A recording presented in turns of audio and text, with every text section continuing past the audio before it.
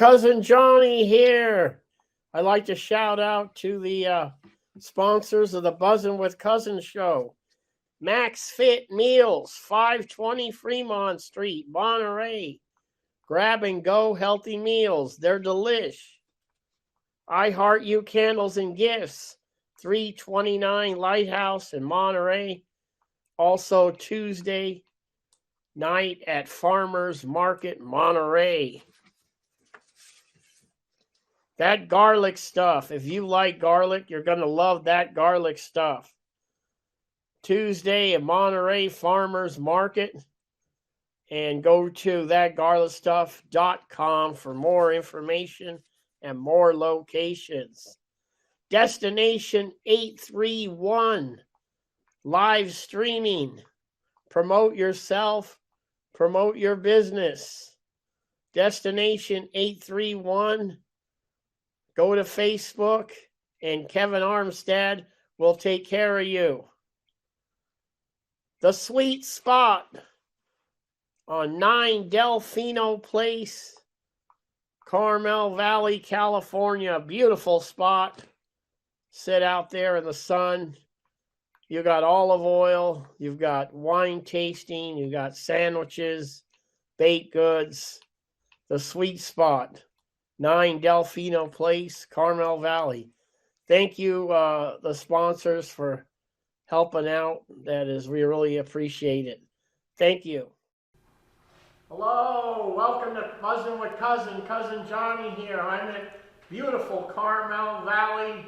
I'm at Chesebro tasting room with my friend Alex Lallos. Alex, how you doing today? How you doing, Johnny? Happy to be here, man. It's been 4 months since we've been planning this. Happy to finally do it. This is great. We got a beautiful sunny day, and it's going to be fun. So, Alex, where are you from? And are you from Monterey? You know, Johnny, I'm from right here in Carmel Valley. I grew up in Carmel Valley. I went to Carmel High School. Beautiful.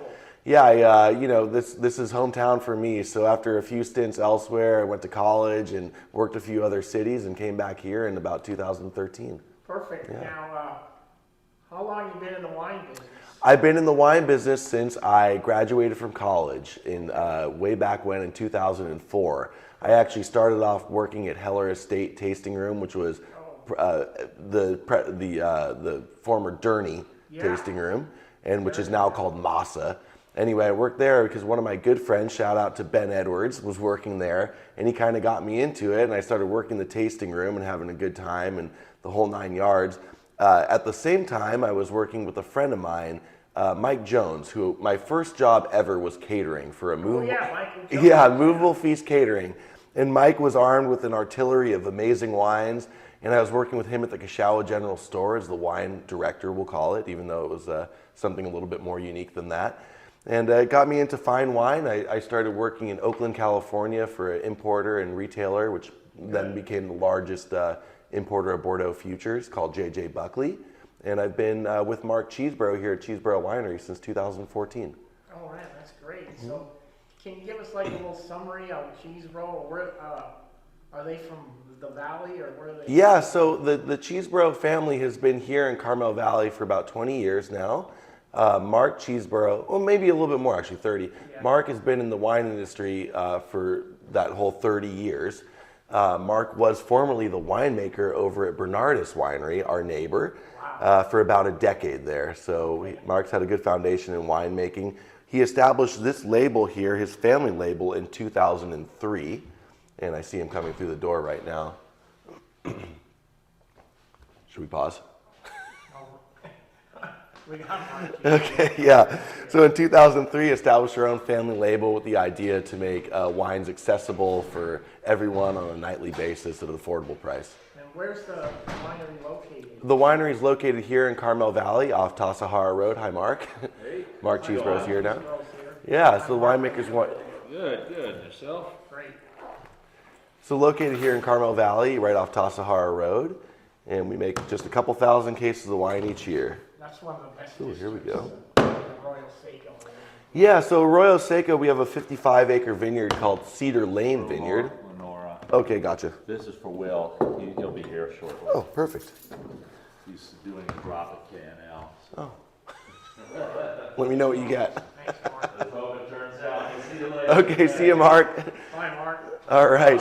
Sorry for the interruption No there. interruption. We had a guest, the owner and winemaker, Mark Chesebro. Yeah. So Mark has, Thank you, Mark. yeah, like I was saying, Mark has 55 acres down in the Arroyo Seco. So it's called Cedar Lane Vineyard. You might see that on a few of the labels here in Carmel Valley or Monterey. We sell fruit to a lot of different producers. So of what we make, we probably only make about 2% into our own wines. Okay. The rest gets sold to other producers. I noticed that a lot of the Carmel Valley Sauvignon Blancs are from Chesebro.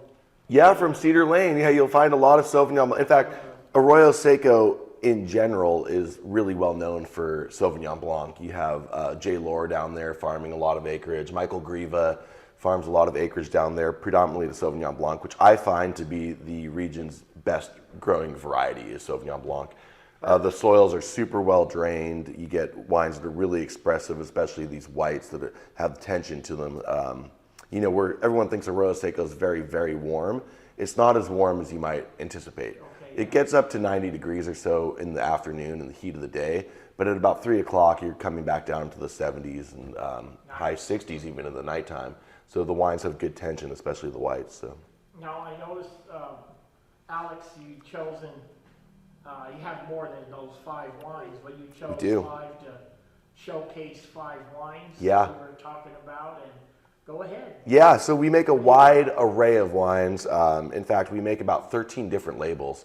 We grow about 9 different varietals, including among those are Albarino, which is a variety most commonly found in Galicia in Spain, also getting very popular here in the United States, and a wine called Vermentino, which is a white wine predominantly grown in Corsica, also Sardinia, Sicily, throughout central and southern Italy. You find it a little bit in France, very much a Mediterranean style white. So although we do grow Sauvignon Blanc and Chardonnay also, we've become known for these kind of cool aromatic whites. Bone dry, their trademark is minerality and freshness. So the Albarino, I guess we'll start there actually, it's probably the lightest of the wines. Albarino is really fruit driven. You find always a lot of stone fruit. This particular version was just rated 91 points by the Wine Enthusiast. You don't see a whole lot of Albarino. No, you don't. No, but it's becoming more and more popular. So you see a little bit down there in Paso Robles. You see some in Santa Barbara as well. And of course here in Monterey County. If you see Albarino from another producer here in Monterey County, there's a really good chance it was grown by us at Cedar Lane Vineyard. There's only a couple other vineyards that actually grow the variety. So it's really fresh, really bright, aromatically, it's just brilliant. It's perfectly suited for springtime and summer weather. It's one of those varieties that as it gets warmer outside, you can really picture yourself just by the pool or at the beach even. I see a lot of people take it to the beach and have fun. Right. Yeah, well, you know, it's a wine also made for drinking with nothing. You don't have to pair it with something. Of course, it pairs beautifully with food because it is so light and mineral driven. It goes well with nothing at all. The price on that is whopping $25. So all of Mark Chesebro's wines are super well priced. Yeah, and the idea is to get them into people's hands. They could drink them every night. You know, our main business is actually selling grapes. Winemaking is something that Mark and his son Will are just into. They pretty much bleed this stuff, so there's no chance that we wouldn't make wines. And the varieties and the versions that we make are among the best of these of which I've tasted. So. Now I want to tell all the listeners out there, Monterey County, we got some nice Sauvignon Blancs, Chardonnay, but if you're right in the mood to try something different, come into Chesebro and give it a shot. Try the Vermentino and what was the other one? Albarino. And the Albarino. Yeah. Give those varietals a chance. I mean, they are really delicious. Yeah, and if you like Chardonnay or Sauvignon Blanc, I highly recommend both. Our Sauvignon Blanc was also just rated 92 points. Delicious. Yeah, but I would not steer away from either of these two. Our wine club, we have a really big wine club because our prices are really good. A lot of people in our wine club are members just for basically these 2 white wines because they're so different and so aromatic and fun. So moving on to a couple reds. I would be remiss to remark about reds in Monterey County without first mentioning Pinot Noir. Pinot Noir. It of course is the flagship of Monterey County. Big time. Yeah, the climate is really conducive to growing Pinot Noir, a light-skinned grape. The idea is that you have fairly warm afternoons, and then you get that really cool breeze that comes down the Salinas Valley at about noon all the way through 3 o'clock, maybe 4 o'clock in the afternoon, and keeps everything tensile. So you get Pinots with a lot of freshness. They don't have to be heavily extracted and dark and deep, but they have this robust, complex array of colors and aromas and aromatics that you just don't find elsewhere. Pinot Noir, ours is made in the Burgundian style, so it ages in oak for about a year and a half, but it's very light in color. It's really refreshing, if you will, in a climate where a lot of Pinot almost acts like Chardonnay. A lot of cherry flavor. Yeah, a lot of bright cherry, a lot of raspberry and cola. A lot of the Pinots from this part of Monterey County tend to be deep extracted wines, almost laying on to like the Syrah type version of things. Ours is just really light, really beautiful. And there's always a kaleidoscope of aromas and flavors that you get out of Pinot Noir.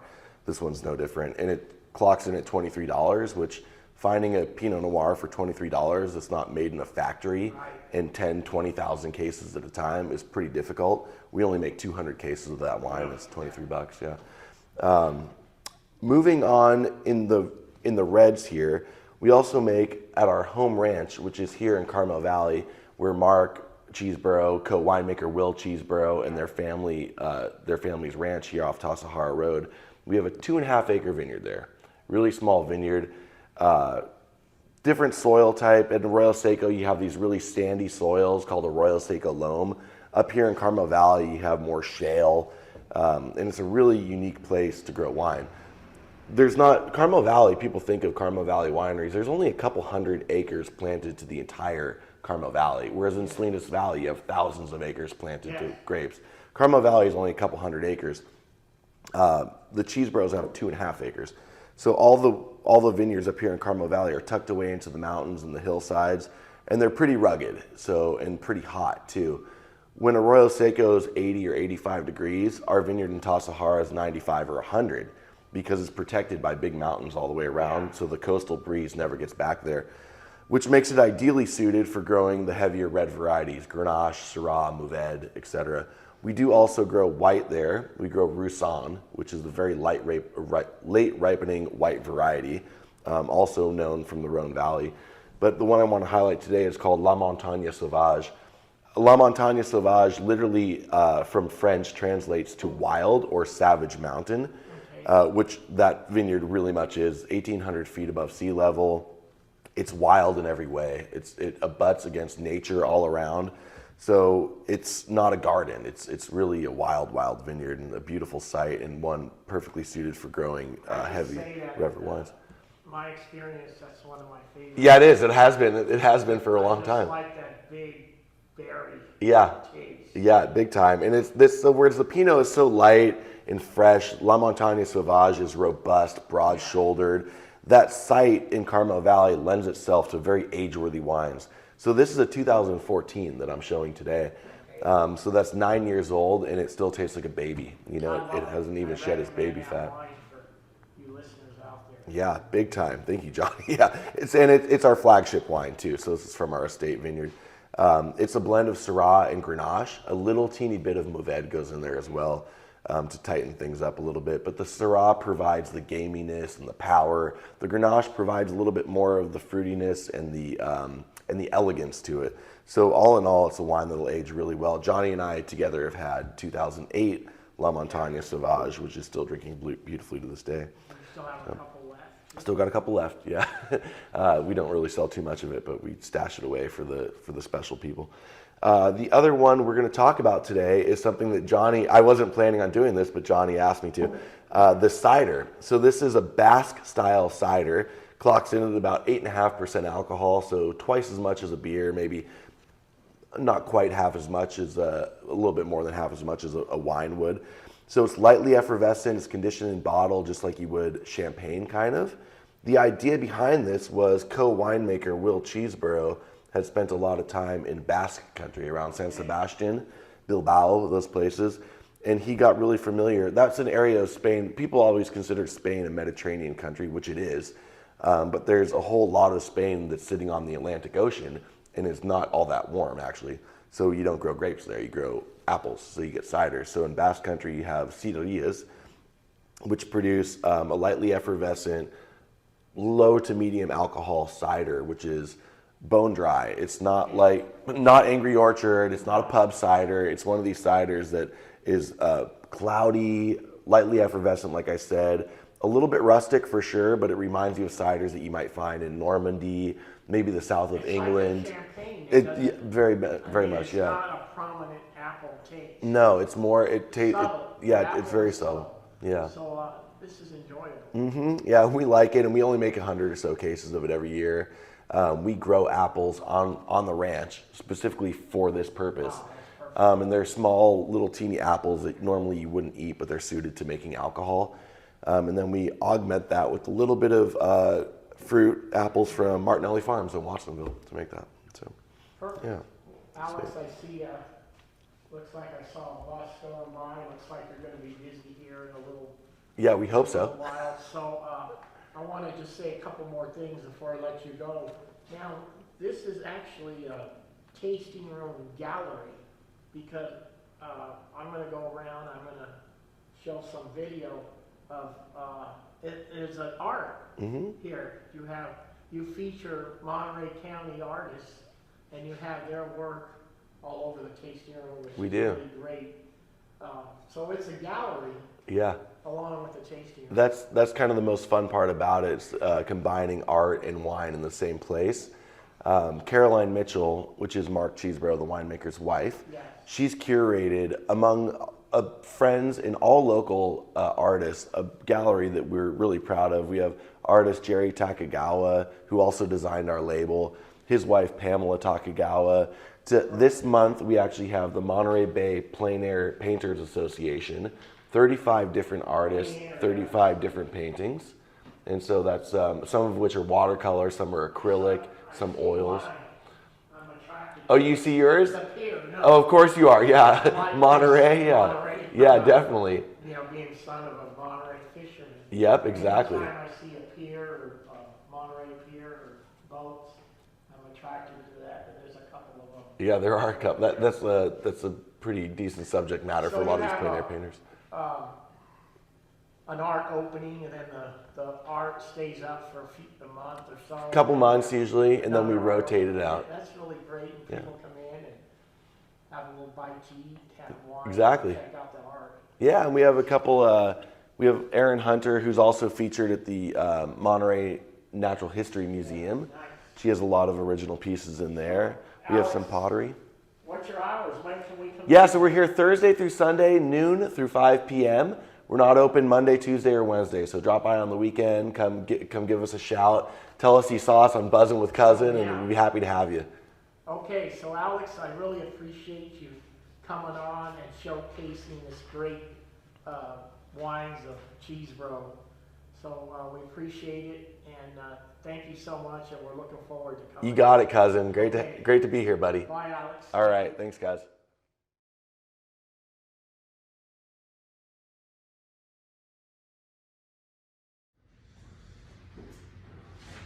Take wines up to K&L.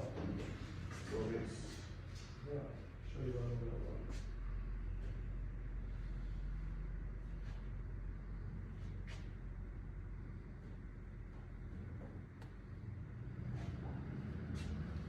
Show you what I'm seeing.